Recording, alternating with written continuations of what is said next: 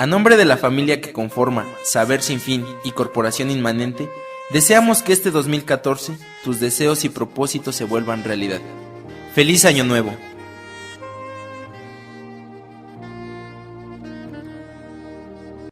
Las opiniones vertidas en el siguiente programa son responsabilidad exclusiva y total de quien las manifiesta. Gracias por escuchar sabersinfin.com Radio. ¿Estás armando tu pastorela y no sabes a dónde ir? Visita Disfraces en Puebla. Lo tiene todo para tu evento en fiestas decembrinas. Ubicado en calle 16 de septiembre 1303, local B, Colonia El Carmen, Puebla, Puebla. Teléfonos 246-4942 y 246-1202. Horario de lunes a viernes de 11 de la mañana a 8 de la noche y sábados de 11 de la mañana a 5 de la tarde. Visítanos, tu imaginación es el límite.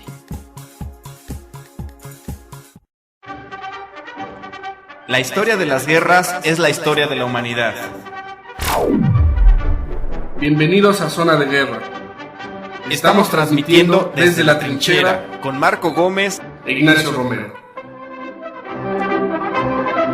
Muy buenos días a todos, bienvenidos sean a su programa Desde la Trinchera. Mi nombre es Ignacio Romero. Y Marco Gómez. Bueno, pues vamos a pasar a una nueva emisión de este programa. Les recordamos que nos pueden seguir a través de nuestra página de Facebook Desde la Trinchera, a donde al terminar el programa vamos a subir las fotografías y la información pertinente a este programa. Bueno, pues vamos a empezar entonces, Nacho, con la pieza de la semana. En esta semana les traemos, referente a el tema principal, les traemos un Pickelhaube.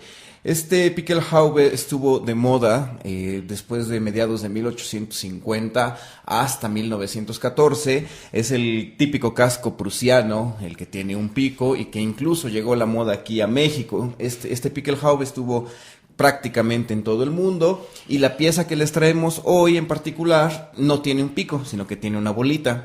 Esta bolita indica que pertenece al arma de artillería. Es un Pickelhaube de tropa. El barboquejo, al ser de cuero y no de bronce, también implica que es de tropa. Y este casco está hecho de cuero. Cuando las heridas de cabeza aumentaron inmensamente durante la Guerra de las Trincheras, se deja de usar este casco para regresar a los modelos de acero, y de ahí evolucionan hasta el casco de Kevlar que usamos el día de hoy. En la pieza, en la medalla de la semana, les presentamos también, que tiene que ver con nuestro tema principal, es la medalla de la victoria de la Primera Guerra Mundial. Esta medalla fue instituida el 1 de septiembre de 1919 y se otorgó con diferentes variantes a todos los soldados que participaron durante la Primera Guerra Mundial, a todos los soldados de todas las naciones. Entonces, por lo tanto, esta medalla fue entregada a soldados americanos, a soldados británicos, a soldados belgas, de Brasil, de Grecia, de Italia, de Japón, de todos lados. Se entregaron alrededor de 6,5 millones de estas piezas. Son piezas muy muy comunes. Al frente viene la efigie de la victoria, y en la fotografía que le estamos enseñando viene con diferentes prendedores. Cada uno de los prendedores representa una de las batallas en las que participó el combatiente. Muy bien, pues entonces vamos a pasar a las efemérides militares de la semana. Un 16 de diciembre de 1773, en Boston, un grupo de colonos disfrazados de indios Mohawk escalan los navíos cargados de cajas de té y las arrojan al mar, lo que supone el inicio de la Revolución Americana. En Estados Unidos es muy famoso este hecho. En 1944, en la Segunda Guerra Mundial, Alemania comienza la contraofensiva de las Ardenas contra los estadounidenses, ingleses. Esta batalla es muy famosa porque, fue el último intento de Hitler de tratar de lograr una paz o de negociar una paz con los aliados. Sin embargo, pues se quedó corto, se quedó sin combustible y pues no quedó más que en una intentona. En 1953, el piloto estadounidense Charles Yeager, a bordo del Bell X-1, alcanza 2,5 veces la velocidad del sonido. Yo creo que algún día vamos a hacer un programa exclusivamente de él. Es toda una de las grandes leyendas de la aviación. Muchas de las cosas que él vivió y que él hizo son muy famosas, y pues ya hablaremos con más de él. Chuck Yeager derribó en una sola misión, derribó cinco cazas alemanes, 5 Messerschmitt creo, y también fue de los primeros pilotos que derribó un caza reacción alemán, un Messerschmitt 262. Así es, ¿no? Y eso es alguna de las cosas que hice, porque realmente es toda una leyenda de la aviación. Un 17 de diciembre, pero de 1538, el Papa Pablo III excomulga a Enrique VIII de Inglaterra. Bueno, Enrique Tudor, uno de los más famosos reyes de ingleses, y pues bueno, se quería casar con Ana Bolena, estaba obsesionado con ella, y esto lo lleva a romper con la iglesia católica, con el Papa, y crea la iglesia anglicana, que es con mucha influencia de Lutero, ¿no? De las reformas protestantes. Y bueno, pues ya lo habíamos platicado en una misión anterior. Todos estos cambios llevan a una serie de batallas entre Inglaterra y España, porque España era muy católica y quería que Inglaterra regresara al rebaño, y pues bueno, se dedican muchos años a guerrarse y nunca lo logró España. Una de las características, bueno, también de los anglicanos fue que siempre que que ocupaban un nuevo territorio, implantaban la religión anglicana, a donde no hay papa, sino que el rey de Inglaterra es la máxima autoridad de esa iglesia. En 1903, un 17 de diciembre, pero de 1903, es cuando los hermanos Wright efectúan el primer vuelo controlado en un avión autopropulsado.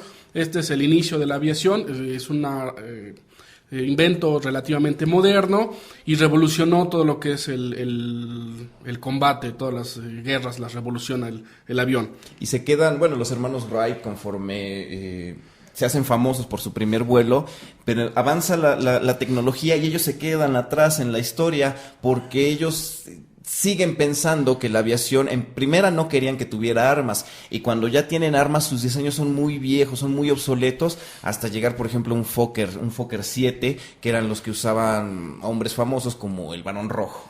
Y incluso hay una leyenda, un mito por ahí que no se ha podido comprobar, que en realidad no era tanto los hermanos Wright, sino era su mecánico, y por ahí el mito es que el mecánico era mexicano, que se dedicaba a hacer bicicletas y que él era el genio detrás de los aviones, pero bueno, es una historia que no se ha podido comprobar al 100%. Un 17 de diciembre de 1939, durante la Segunda Guerra Mundial, se da la batalla del Río de la Plata, donde los aliados cercan allá en Argentina, cercan al acorazado Graf Spee, y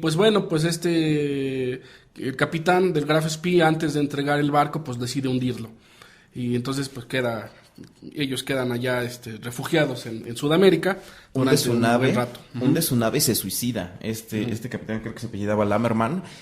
Una vez que hunde la nave, se pega un tiro, se cubre con la bandera y se pega un tiro para no pasar por la vergüenza de haber entregado la nave a los ingleses.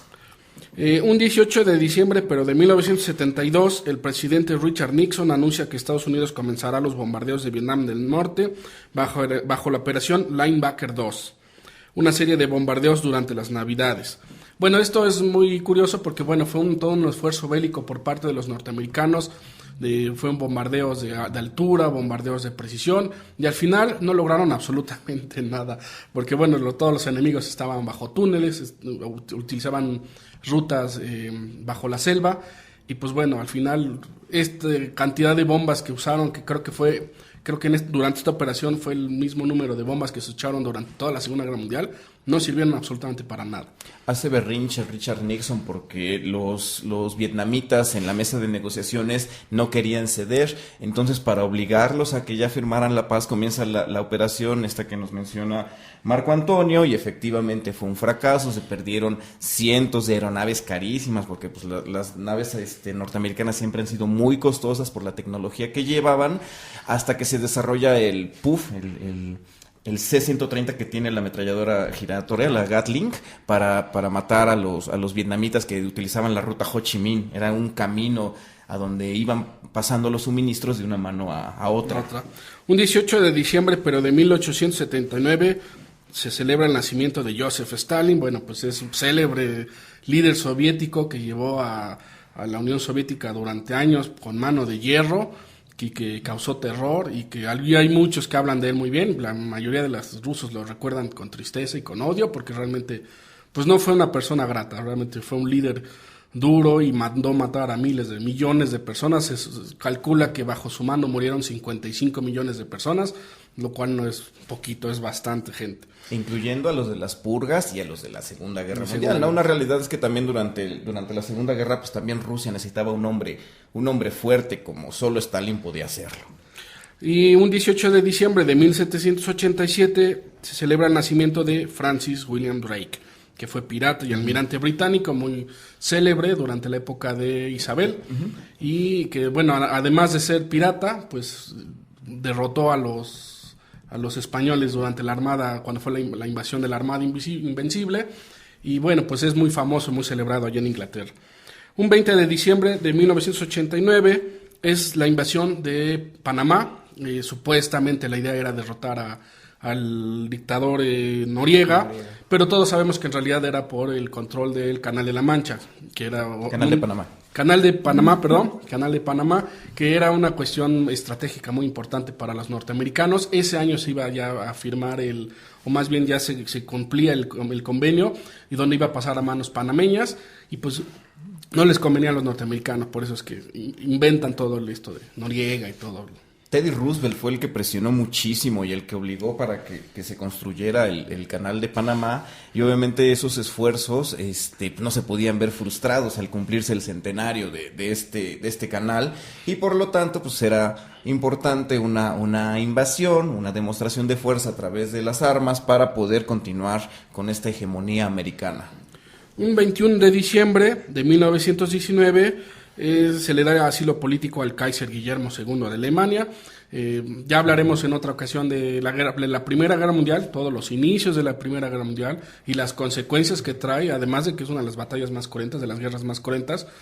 Pero bueno, finalmente Alemania fue de las más castigadas, siendo que ellos no iniciaron la guerra, ni digamos, no tuvieron así toda la culpa, pero ellos fueron los castigados, y entre las consecuencias es que se acaba la monarquía y el Kaiser Guillermo II pues se va a Holanda y ahí se queda hasta que se muere de viejito, y ya nadie le hace caso al pobre señor, porque él soñaba con regresar, pero jamás regresa a Alemania. Cuando Adolfo Hitler comienza a subir, despierta las esperanzas del Kaiser de que lo fueran a reinstituir, pero nomás en el primer año se da cuenta de que no lo van a subir, y de hecho cuando fallece el Kaiser, él deja las instrucciones que no quería que pusieran la suástica, la Hakenkreuz, como señal de respeto que envió el Führer, y el Kaiser no quería y no permitió que se pusiera esta bandera. Un 22 de diciembre de 1815 es fusilado en San Cristóbal Ecatepec, en México, José María Morelos. Bueno, ya hablaremos algún día de todo el movimiento independentista, pero uno de los líderes de este movimiento pues es fusilado el día de un 22 de diciembre. En 1894 es el comienzo del caso Dreyfus. Ya también platicaremos del caso Dreyfus, de la Affaire Dreyfus. Es uno de los casos más duros en cuanto a las injusticias y en cuanto a la xenofobia que tenían los franceses en contra de los judíos. De una forma muy rápida, pues los franceses descubren que hay un traidor entre ellos, un espía, y le echan la culpa a un joven oficial de artillería o de ingeniería, no estoy seguro, y le echan la culpa a él porque aparte de que era de origen humilde, era judío. Le echan la culpa sin tener realmente pruebas sólidas contra él, y se pasa 12 años en prisión. De hecho estuvo aquí en las prisiones de Caribe francesas, no estoy seguro si fue en la Martinica, viviendo en una cueva a 40 grados de humedad, a 40 grados de calor, de temperatura, y estuvo 12 años así. Y a pesar de que todas las pruebas después en contra de él se demostró que eran falsas, incluso el traidor se descubrió que era otra persona, y a esa persona jamás lo juzgaron. Entonces esto revoluciona todo lo que es Francia. La prensa lo cubre mucho. La prensa lo cubre, al principio lo odia y después lo defienden, pero crea todo un movimiento muy importante que podemos considerar que fue el inicio de los movimientos de los derechos humanos, ya de la época moderna. Entonces es muy interesante ver todo lo que es el caso de Dreyfus. Es muy complejo, ya lo platicaremos en otra emisión, pero bueno, un 22 de diciembre de 1894 es cuando empieza el caso Dreyfus. Y también impacta este caso impacta negativamente al cuerpo de oficiales franceses. De hecho, se asocia en gran parte a la derrota, bueno, no a la derrota, sino a la no victoria inmediata durante la Primera Guerra Mundial, porque existió así como que una separación, un cisma entre el cuerpo de oficiales y la tropa y el pueblo.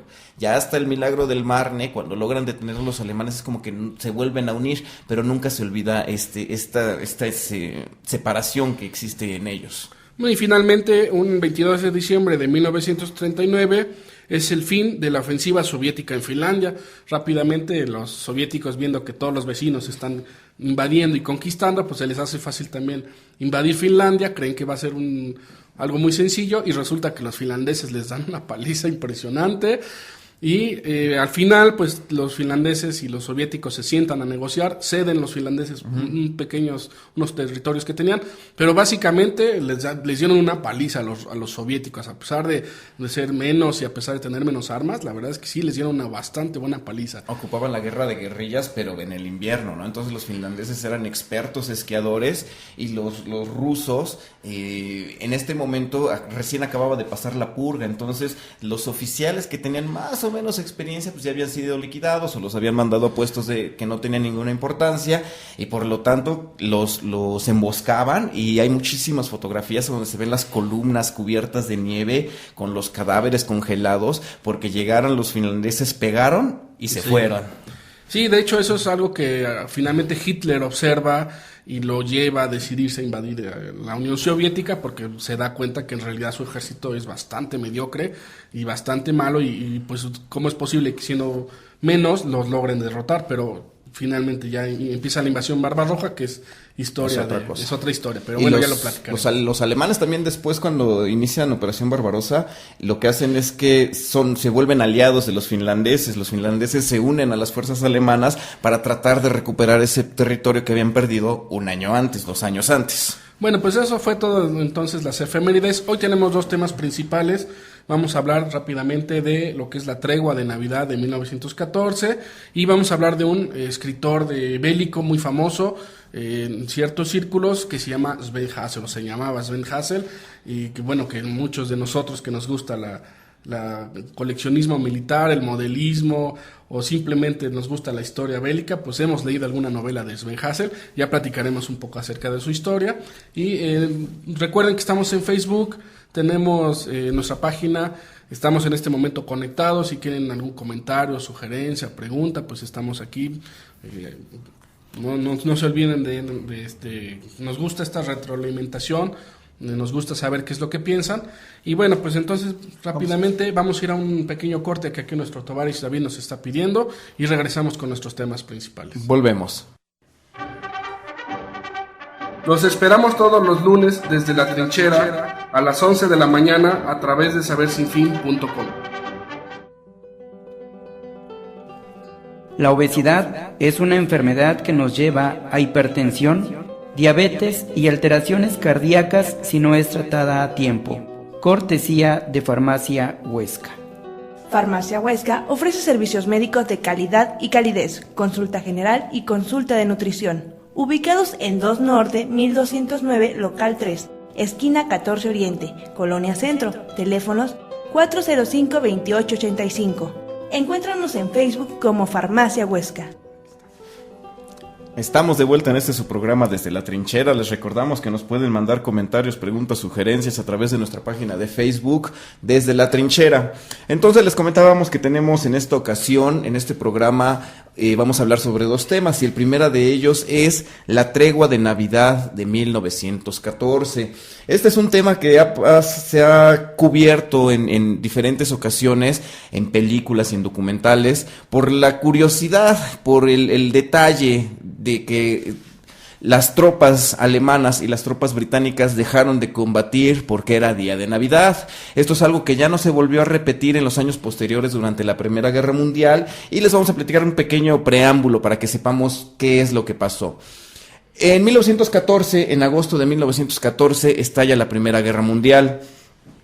el ejército alemán y el ejército británico y francés, pero particularmente el ejército alemán, era un ejército de conscriptos. Entonces, regularmente todos los jóvenes tenían que cumplir un año de servicio militar y de ahí pasaban a la vida civil, teniendo un pequeño esqueleto, un pequeño cuerpo de oficiales y de tropa que eran soldados profesionales. Cuando estalla la guerra, comienzan las ofensivas a través del Plan Schlieffen, que implicaba invadir Bélgica para ocupar lo más pronto posible, llegar a París y dejando un número simbólico de tropas para, aunque las tropas rusas avanzaran, el chiste era vencer al enemigo en el occidente. Entonces, avanzan las tropas, comienzan las ofensivas y los alemanes no logran consolidar la ocupación a París.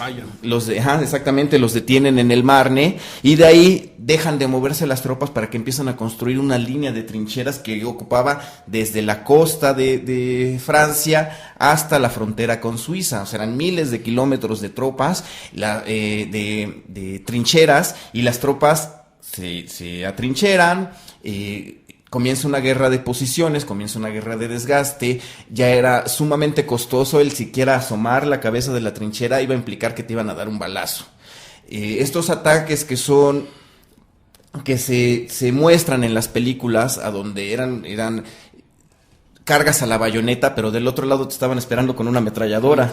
Surge la hegemonía de la ametralladora y como tal, entonces se vuelve una guerra estática. Nadie se mueve porque saben que te va a costar miles de hombres tratar de salir y avanzar 100 metros. A veces no estaban separados por más allá de 50 metros, se podían gritar de una trinchera a otra, se aventaban de piedras de una trinchera a otra, porque era tal la cercanía. Sí, de hecho, hay que recordar que esta Primera Guerra Mundial, ya lo platicaremos en otra misión, ahorita rápidamente, empieza de una forma en donde nadie esperaba realmente que durara la guerra. Los conscriptos piensan que es una guerra o que es nada más una muestra de poder, realmente no estaban convencidos de la guerra. Yo creo que ni los líderes imaginaron que iban a ser 4 años y que iban a dejar tantos millones de muertos. Y entonces empieza la ofensiva, se quedan estáticos ahí y pues empieza algo que ellos, los oficiales después del evento, les llamó la atención, es que empiezan a distinguir y ya conocían algunas de las rutinas de los de enfrente. O sea, ya sabían que a tal hora lanzaban morteros, ya sabían que a tal hora se asomaban, ya sabían que a tal hora intentaban rescatar a sus heridos. Entonces empieza una rutina, empieza a hacerse rutinario la vida en la trinchera y pues se hace aburrido también porque pues estás en un hoyo, no tienes nada que hacer y pues los otros están enfrente también a 50 metros y no tienen nada que hacer. Y entonces se acerca la Navidad, llega la Navidad y empiezan los preparativos navideños. En este momento, por ejemplo, allá en las trincheras británicas, platicábamos que los altos mandos británicos y los altos mandos alemanes sabían o estaban conscientes de que el soldado raso, el soldado promedio, no quería estar en la guerra. Pues en realidad, ¿quién quiere ir a una guerra? Y como tal, comienza una campaña de propaganda en el que tenías que despertar el odio contra tu enemigo. Es de ahí de donde surge esta leyenda, este mito, de que cuando los soldados alemanes llegaron a Bélgica, ensartaban a los bebés con las bayonetas, o que les cortaban los niños las manos a los niños, o que también decían que les cortaban los senos a las mujeres. Esto con toda la idea de que el soldado raso británico odiara a su enemigo, porque en realidad en este momento como no había un convencimiento como tal.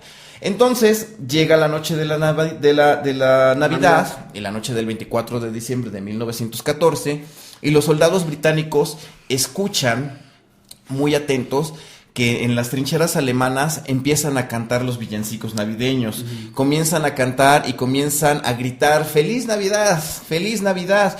Entonces los británicos en un principio piensan que es una jugarreta, que están tratando de hacer que bajen la guardia para que los alemanes intenten ya sea avanzar, ya sea un bombardeo, romper las líneas. Entonces en un principio estos gritos de Feliz Navidad, estos gritos, estos cantos que comienzan a surgir de las líneas alemanas son tomados con recelo. Luego termina la noche de Navidad y a la mañana siguiente las líneas están en calma. No hay disparos, no hay bombardeos de artillería, no se dispara humo.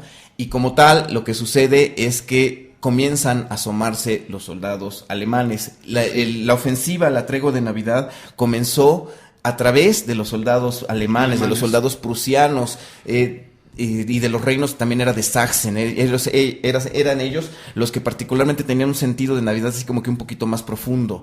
Decían que en este momento la Navidad en Inglaterra no era tan popular ni era tan importante, tan celebrada como se celebraba en Europa y particularmente con los alemanes.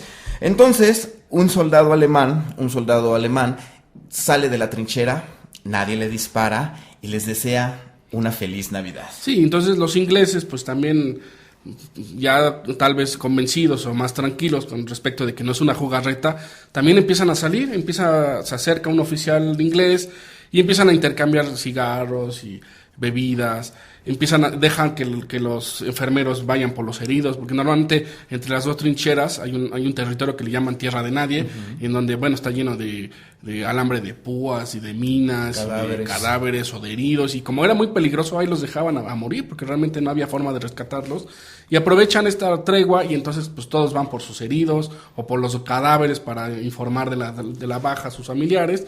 Y entonces empiezan incluso a tomarse fotos, a cantar villancico juntos, a pesar de que los oficiales de alto rango que andaban por ahí, tanto de los ingleses como de los alemanes, pues les decían, no, pues es que son los enemigos, no tienes por qué ir con ellos.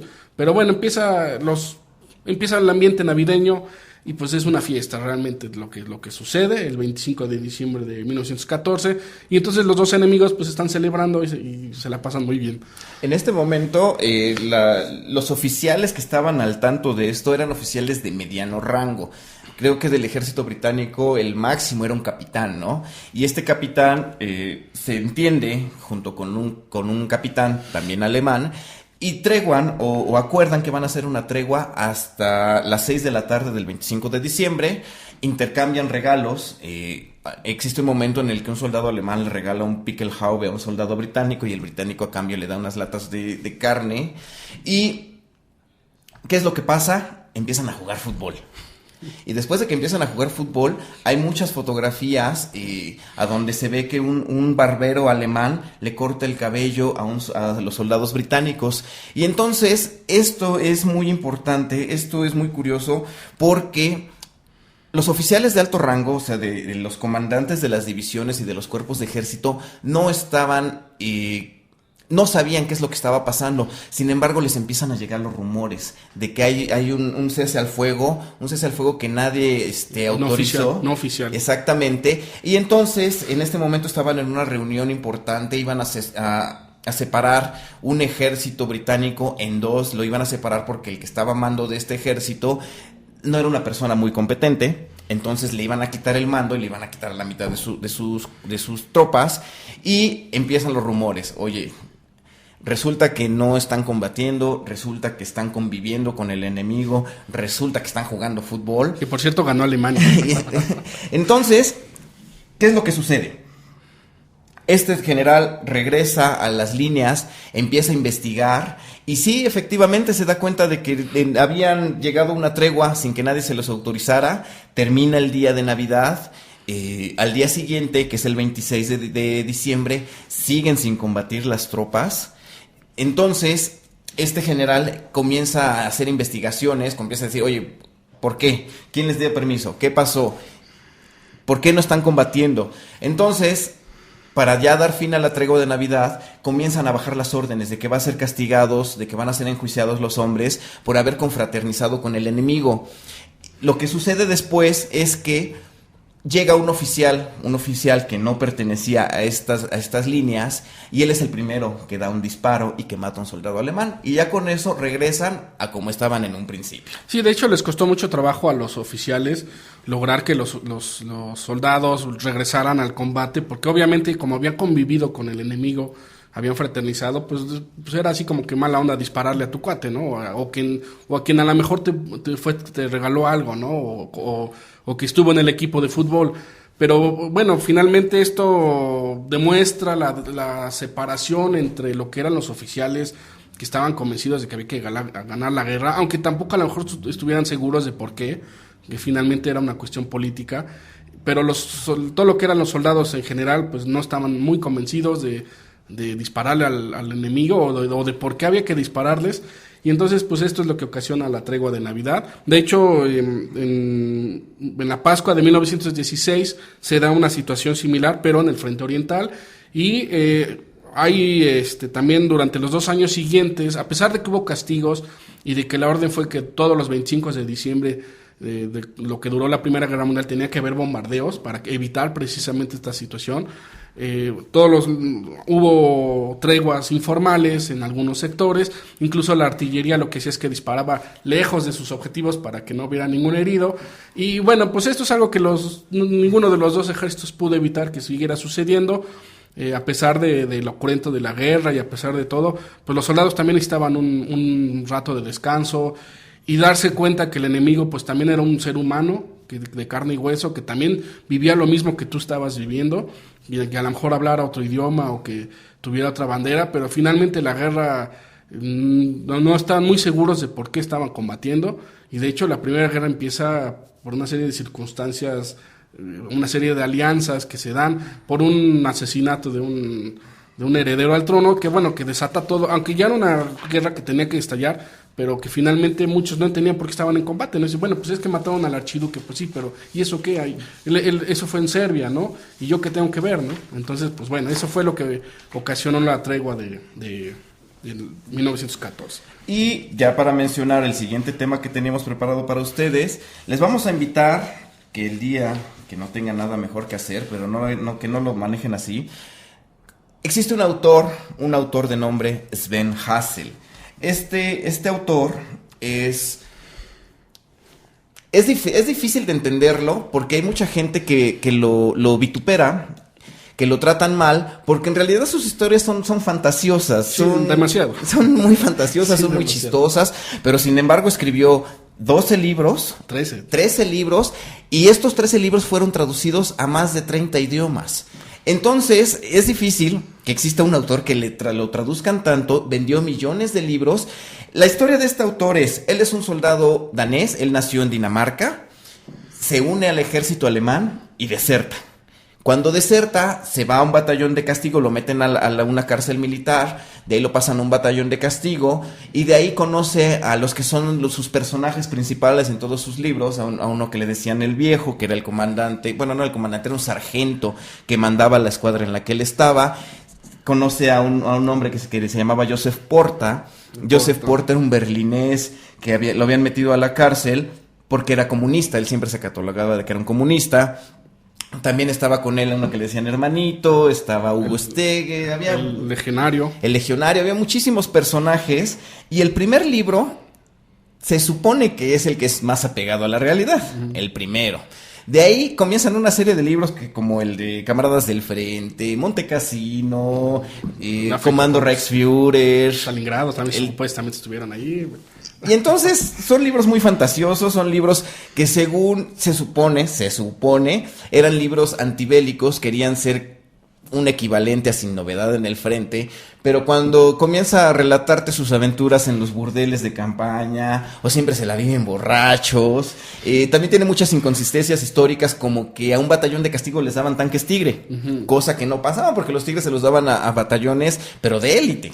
Sí, lo mejor de lo mejor. Lo mejor de lo mejor, y bueno, se supone que ellos eran criminales y les daban batallones de Tigre, o también había otra casena donde se consiguen de mascota a un oso que se llamaba Rasputín, o tenían a su gato que se llamaba Stalin, o de repente hacen un combate en panteras. Entonces todas estas cosas que le estamos platicando salen en 12 libros. Nosotros les recomendamos que lo lean, que lo busquen. Sí existe en línea, el autor se llama Sven Hassel, existen los libros en español. Platicaba Marco hace un ratito, estos libros, la mayoría de la gente que nos dedicamos a la historia militar o al modelismo, a cualquier cosa que tenga que ver con esto, en algún momento de nuestra vida los leímos. Cuando jóvenes pensabas que eran lo más maravilloso que existía en el mundo, pero conforme va pasando el tiempo te das cuenta de que son libros muy fantasiosos, pero sin embargo vale la pena leerlos. Sí, la verdad es que sí, muchos lo han criticado históricamente, no es muy correcto, pero bueno, realmente la historia y las acciones que van viviendo y la hermandad que ellos van creando, yo creo que es lo interesante y lo que ha motivado que sea tan famoso este señor. Así es. Bueno, pues entonces vamos a ir a un pequeño corte que nos están pidiendo. Los invitamos, no se acuerdan, a que lean Sven Hassel. En un ratito ponemos algún enlace para que lean por lo menos el primer libro. Regresamos.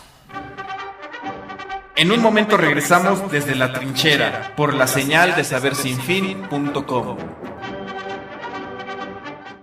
Con una atención de su propietaria, Elisa Rivera Calleja, y más de 60 años al servicio de su salud, Farmacia Belén le ofrece, además de venta de medicamentos de patente, una atención personalizada con consejería médica.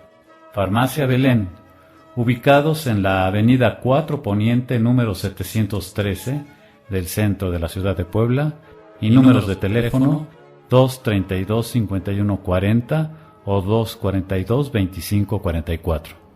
Pues estamos de regreso aquí desde la trinchera, pues vamos a pasar rápidamente a los comentarios. Saludos de Cristina Aguilar, Mari López y Miguel León, pues muchos, qué bueno que estén escuchando nuestro programa.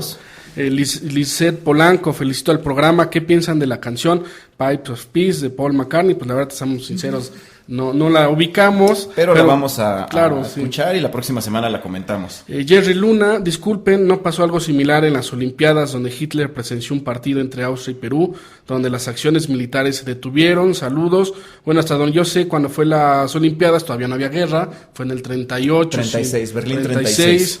Entonces realmente pues no había acciones bélicas, pero pues, si quieres lo investigamos, ¿no? Y además tampoco Hitler era muy futbolero. Víctor Villar, la frase "es tiempo de paz y no de guerra o violencia", muy cantada por Navidad, ¿proviene de esta tregua? Seré curioso. Pues la verdad no estamos seguros. Fue un caso muy aislado, muy pequeño. No creo que haya marcado de esta forma alguna canción, alguna frase, pero pues si quieres lo podemos investigar. Y saludos de Juan Carlos Trejo, pues compañero de aquí de la estación, qué bueno que estás escuchando el programa, un saludo. Y bueno, vamos a pasar entonces a nuestra película bélica de la semana.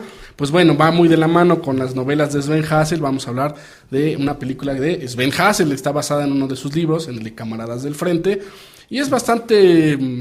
Es buena la película en el sentido de que se apega bastante a sus libros, pero si ya hablamos de que los libros tienen muchas inconsistencias, pues bueno, desde el punto de vista histórico estricto, pues no tiene nada que ver, es bastante mala en cuanto a la historia, digamos estrictamente hablando, pero habla mucho de esta relación que había entre los camaradas, y salen todos los personajes, el viejo, el legionario, Portas, el hermanito, entonces pues es interesante ver esta película. Sale el cerdo von Barring, es de los 70, si no me recuerdo. De 1978, sí. La película se llama Los Panzer de la Muerte.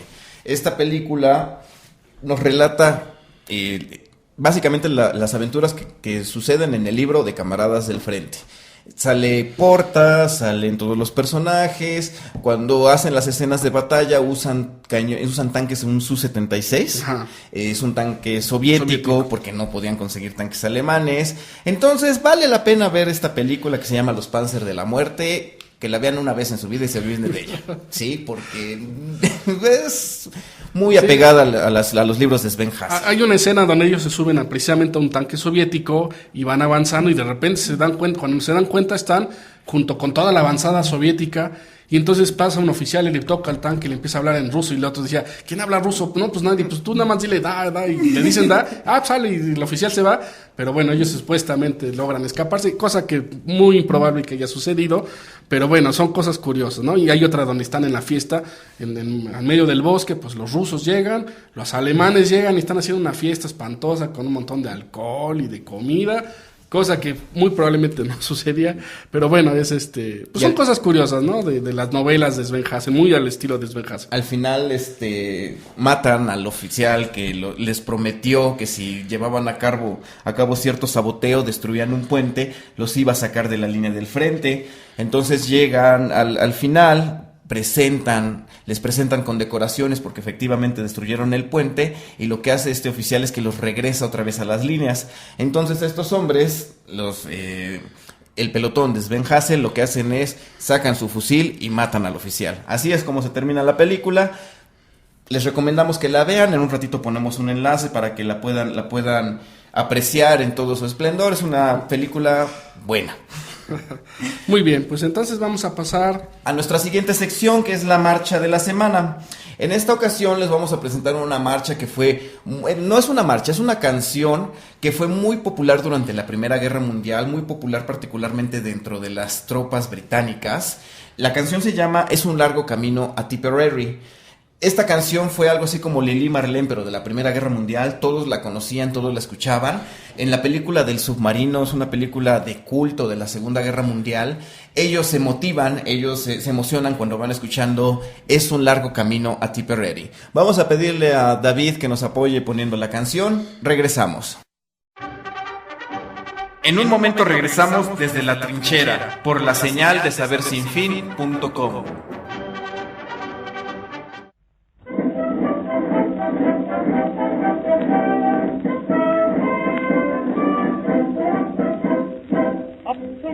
London came an Irishman one day. As the streets are paved with gold, sure everyone was gay, singing songs of Piccadilly, Strand and Leicester Square. Till Paddy got excited, then he shouted to them there, it's a long way to Tipperary, it's a long way to go, it's a long way to Tipperary, to the sweetest girl I know. Goodbye Piccadilly, farewell Leicester Square. It's a long, long way to Tipperary, but my heart's right there. It's a long way to Tipperary, it's a long way to go. It's a long way to Tipperary, to the sweetest girl I know. Goodbye Piccadilly, farewell Leicester Square. It's a long, long way to Tipperary, my heart's right there.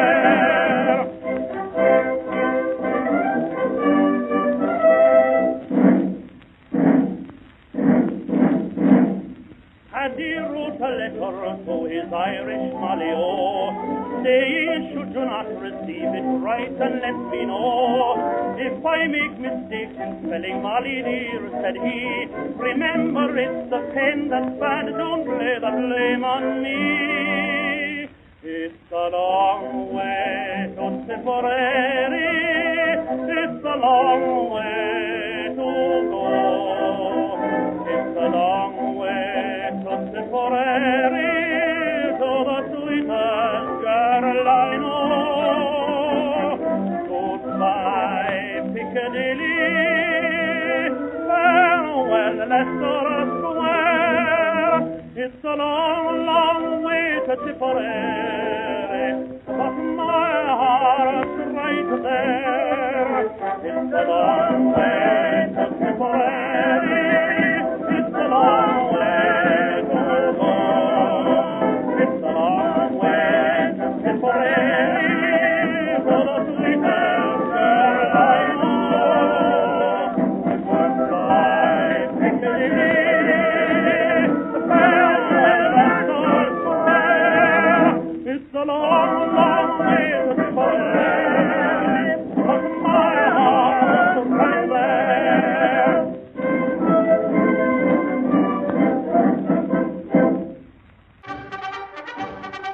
Los esperamos todos los lunes desde la trinchera a las 11 de la mañana a través de sabersinfin.com. Estamos de vuelta en su programa Desde la Trinchera. Les recordamos que tenemos nuestra página de Facebook Desde la Trinchera, a donde podrán interactuar con nosotros. Acabamos de escuchar la canción Es un largo camino a Tipperary. Esta canción les decía que fue muy conocida durante la Primera Guerra Mundial y fue estrenada el 30 de enero de 1912. Era una canción de un hombre llamado Jack Judge. En la estrofa más popular de Es un largo camino a Tipperary dice: es un largo camino a Tipperary, es un largo camino para seguir. Es un largo camino a Tipperary, hasta la chica más dulce que conozco. Es un largo camino a Tipperary. Adiós Piccadilly, adiós la Plaza Leicester. Es un largo camino a Tipperary, pero mi corazón está ahí. Vamos a pasar con Marco. Sí, tenemos nueva información. Lisette Polanco nos pone el link. Y ya la checamos y sí, efectivamente esta canción Pipes of Peace hace en el video y en la estrofa o en la canción como tal habla precisamente de esta tregua de Navidad del 14, donde bueno, en el video Paul McCartney interpreta a los dos soldados, a un inglés y a un alemán que intercambian fotos de su familia y bueno, sí, efectivamente es acerca de eso. Tenemos también saludos de Eduardo González, Connie González, Daniela Luna. ¿Existe algún testimonio acerca de lo que pasó en esa tregua? Bueno, pues sí, hay bastantes testimonios, es un hecho muy conocido, e incluso lo pueden buscar en internet y hay bastante información acerca de esta tregua de 1914. Y bueno, pues entonces vamos a pasar rápidamente a nuestra sección de noticias. Hoy tenemos muchas noticias acerca de China, ya habíamos hablado de que los chinos andan un poco bravos y entonces bueno, pues ya los norteamericanos, el Congreso se reunieron y dijeron pues tenemos que prepararnos porque tarde o temprano vamos a tener guerra contra China. O sea que realmente ya los norteamericanos están ya viendo que no va a tardar mucho. Esto es algo que es interesante porque cuando fue el ataque a Pearl Harbor en el 41, pues el ejército, los norteamericanos, o por lo menos el presidente estaba seguro que también iban a ir a la guerra contra Japón, que era algo ineludible y que tarde o temprano iba a suceder. Y ahorita en el 2013, pues resulta que el gobierno norteamericano ya también está viendo que tarde o temprano va a tener que irse a la guerra contra China. Entonces sí está grave el asunto. Ya hemos visto, hay varias noticias relacionadas con esto. China tiene ya un portaaviones de normal, o sea, no es nuclear, sino de combustible. Ya también tienen un diseño de un nuevo portaaviones, pero van a construir 2 portaaviones de este estilo en los próximos 2 años. O sea que van a tener ya 3 portaaviones, aparte del diseño que habían hecho del famoso el portaaviones estanco. El trimarán, que le llaman, digamos, es de doble casco. Y bueno, pues en otra nota relacionada con China también, que hubo ya el alunizaje de una sonda china en la Luna. Ya les había contado que los chinos quieren ir a la Luna. Sí les interesa, o era parte de sus objetivos llegar a la Luna por medio de un módulo lunar, pero también lo que quieren es poner a un chino en la Luna, o sea, ese es su verdadero objetivo. Entonces, pues ya los chinos están ya con la tecnología, con las capacidades, con el dinero y los recursos para hacerlo. Entonces, pues está grave el asunto, ¿no? Definitivamente. Qué bueno por ellos, que fue un logro para ellos, tecnológico, pero pues los demás nos deberíamos de preocupar, ¿verdad? También en otra nota relacionada, tenemos que los norteamericanos están probando un nuevo munición de mortero.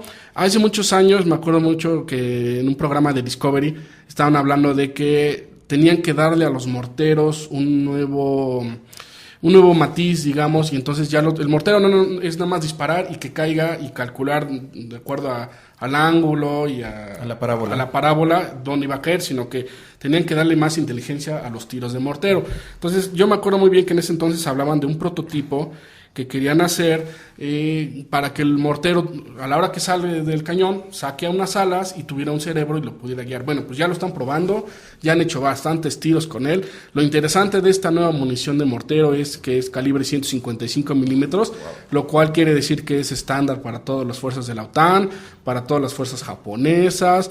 Es decir, es una munición que puedes utilizar prácticamente en cualquier mortero. Casi todos los ejércitos dotados por el occidente tienen algún cañón mortero de este calibre, y entonces pues es interesante mencionar que pues realmente ya tienen un nuevo uso, digamos. O sea, si yo estoy en una situación, yo como comandante, estamos en una guerra, ¿no? En una batalla, y no tengo fuerza aérea, no tengo apoyo aéreo, no tengo misiles, pues puedo disponer de un mortero, que normalmente los morteros son pues nada más saturar la zona de cañonazos, saber cuándo le pego. Entonces ya con un disparo puedo destruir lo que yo quiero destruir sin necesidad de hacer daños excesivos alrededor. Entonces ya es más quirúrgico lo que es el disparo de mortero. Entonces pues es interesante. Habría que ver cuánto va a costar, porque bueno, toda esta tecnología no te la regalan, es cara, y entonces bueno, pues ya veremos si es que tarde o temprano pues lo vamos a ver ya en los demás ejércitos. También, y finalmente, tenemos la noticia de que Israel están previendo que en 20 años el ejército israelí o muchas de las labores que digamos que son no esenciales o no necesariamente esenciales para el esfuerzo bélico, van a ser automatizadas o hechas por robots. Es decir, labores de inteligencia, de espionaje, de salubridad, de logística, de comunicaciones, todo eso lo va a hacer a través de robots remotos o independientes. Entonces, pues eso quiere decir que le están apostando a una mayor tecnología y van a dejar, normalmente se estima que por cada soldado combatiente hay 10 atrás de él, desde el punto de vista logístico, suministros, enfermería, ropa, transporte de municiones, etcétera. Entonces, esto quiere decir que ya en lugar de tener un soldado y 10 personas atrás no combatiendo, vamos a tener 11 soldados y todo lo demás lo van a hacer de forma automatizada por medio de robots. Entonces, porque bueno, finalmente Israel algo que adolece, pues es precisamente los soldados, la fuerza humana, y además es muy cara de mantener y muy difícil de adiestrar. Entonces, pues lo que quieren es que los soldados se dediquen a combatir y que todo lo demás lo hagan robots. Es una excelente idea, porque, bueno, particularmente el ejército israelí, que dependen mucho, viven rodeados de enemigos y que aparte ellos lamentan mucho las pérdidas humanas. Es por eso que han enfocado sus esfuerzos al tanque Merkavá. El Merkavá está hecho con toda la idea de salvarle la vida al tripulante. Toda la tecnología, todos los blindajes, el motor está al frente para que en dado caso de que el tanque recibiera un impacto y atravesar el blindaje, tiene el motor ahí de colchón para que el tripulante de carro es el que tiene que sobrevivir. No importa que te destruyan 100 carros, si siempre vas a tener a los tripulantes vivos que puedan manejar un carro nuevo. Sí, que además simplemente los sacas del tanque y los pones en otro y ya están combatiendo en menos de una hora, ¿no? Y en cambio, pues si pierdes al tripulante, pues es buscar gente capacitada, volver a juntar a una tripulación y que vuelvan a tener esa unión, que luego es lo más difícil, que dentro de una tripulación que se lleven bien el artillero, el comandante, el radiooperador, que todos funcionen como una máquina, eso es lo más difícil. Entonces, pues están pues apostándole a otras cuestiones. Obviamente los israelíes algo que tienen es dinero y tecnología, entonces pues definitivamente pues para ellos no va a ser difícil lograr este objetivo, ¿no? Entonces pues eso es algo que los demás ejércitos pues deberían de tomar en cuenta, ¿no? Tenemos igual de Lisette Polanco, hablando de actualidad militar, existen las ojivas con nanobits como las presentadas en G.I. Joe, me gustan las historias militares. Bueno, pues no, yo me imagino que hablas de los nanobots, más bien, al estar mal escrito. Los nanobots, sí existen muchas previsiones, digamos, acerca de esta situación de los nanobots, que son robots muy pequeños, hechos con moléculas, y que bueno, finalmente, pues bueno, en la de G.I. Joe, pues lo que hacían es que se comían el metal, ¿no? Lo oxidaban de una forma muy rápida y lo desgastaban. Bueno, pues eso yo creo que sí es algo que podríamos ver, pero yo creo que van a pasar muchos años de aquí a que se desarrolle esa tecnología. La verdad es que sí es interesante, pero pues son cuestiones que tal vez en 100, 150 años estamos viendo, tal vez menos, pero sí definitivamente es algo que se ha estado investigando mucho. Incluso también los nanobots han investigado mucho con respecto a medicina, que te inyecten nanobots y que esos nanobots vayan y te destruyan el tumor o el cáncer que te está atacando. Entonces, pues bueno, es algo que sí es una línea de investigación. Es como siempre, pues se puede usar de una forma pacífica a favor de la humanidad o de una forma destructiva a favor del esfuerzo bélico, pero bueno. Me gustaría mencionar ya rápidamente para terminar con el tema de la tregua de Navidad. Cuando sucede esto de la tregua, empiezan a filtrarse fotografías a los diarios británicos. De hecho, de ahí es a donde se informa la opinión pública de que hicieron una prueba, y lo que hacen es que se indigna toda la población británica en cómo es posible que los combatientes británicos hayan convivido con el enemigo. Del lado de Alemania, ellos vetan toda la información, no hay diarios, no hay información a través del radio de ningún lado.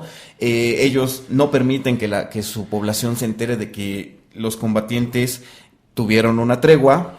Y de ahí es de donde surge todo el interés. Hace ratito nos comentaban que si existe información, hay muchísima información en internet. De hecho hay un sitio, a ver si en un ratito les pongo el enlace, a donde vienen todas las cartas que los combatientes escribieron a casa y a donde platican todo lo que sucedió en esta tregua. De ahí es de donde salen muchas de estas representaciones que hay en el History Channel. Entonces les invitamos a que los lean, les invitamos a que los vean. Fue un caso interesante. Y vamos a pasar a nuestra siguiente sección.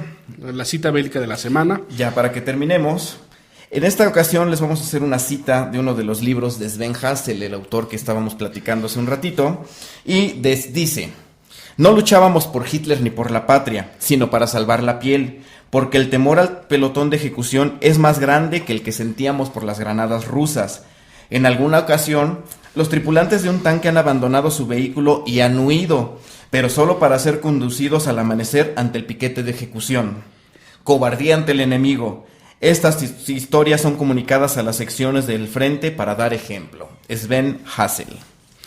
Bueno, pues ya con eso entonces terminamos nuestro programa del día de hoy. No se olviden, tenemos página en Facebook, denle like, síganos, ahí vamos a poner información complementaria al programa. Y pues bueno, pues vamos a ya despedirnos. La próxima semana vamos a transmitir el día lunes, ya lo platicamos ahorita. La estación va a parar unos días por cuestiones técnicas, pero nosotros vamos a venir el día lunes y vamos a seguir con nuestro programa. Lo vamos a poner disponible para si no lo pudieron escuchar en vivo, porque entendemos que son las fiestas y que todo el mundo anda corriendo y todo, pero bueno, vamos a poner la liga, además va a estar en la página de sabersinfin.com, Corporación Inmanente, para que puedan escuchar y pues seguir siguiendo nuestro programa, que espero que les sea de su agrado, que la información que estemos transmitiendo pues sea interesante, y bueno, pues entonces pues no nos queda más que despedirnos. El tema de la próxima semana va a ser la ofensiva de las Ardenas de 1944. Los dejamos en esta semana. Tengan un bonitos días, descansen mucho. Mi nombre es Ignacio Romero. Y Marco Antonio Gómez. Nos vemos la próxima semana. La guerra ha creado naciones y destruido imperios. Los esperamos en la próxima emisión desde la trinchera.